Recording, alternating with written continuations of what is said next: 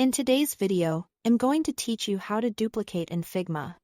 We'll start by opening your design, then selecting the object you want to copy.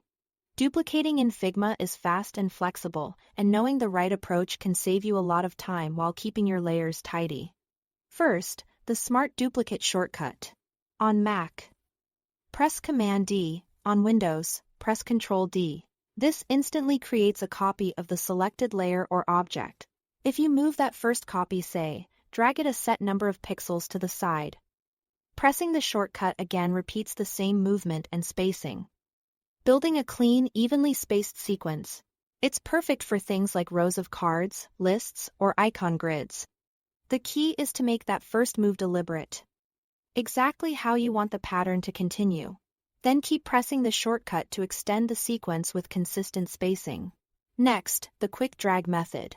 Hold Option on Mac or Alt on Windows. Then click and drag the selected object. As you drag, you are creating a duplicate in a single motion. Release the mouse first, then the key to drop the copy precisely where you want it.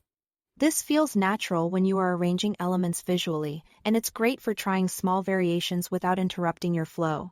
If you are working inside a frame or group, the copy stays within the same parent container, which helps maintain order in the Layers panel.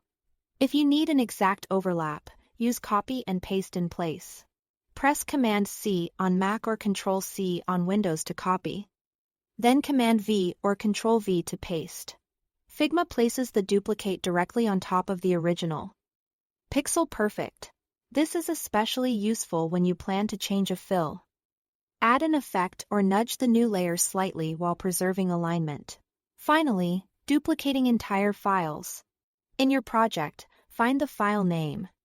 Click the small down arrow next to it, and select Duplicate. Figma opens a new tab with a copy, typically labeled as a copy, so you can explore ideas or create a separate version for review without altering the original file. That's it for duplicating in Figma. Thanks for watching.